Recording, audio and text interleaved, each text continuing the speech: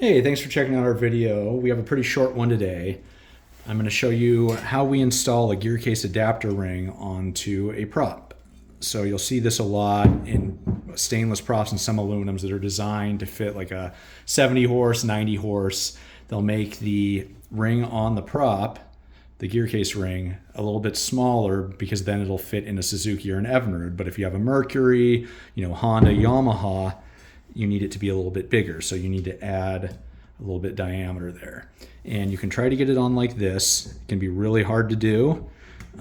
So what we do is we heat it up and you get it soft enough and then it just pops right on. So you'll have this little ridge here. It's kind of hard to see. And that's going to mate down inside here. So here's how you do it.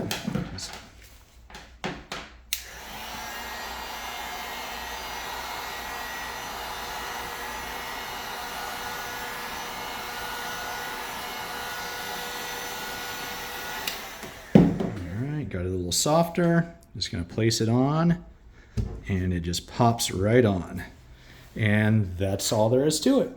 So if you have any questions, please feel free to send me an email. I'm not very good at checking the YouTube comments. So thank you.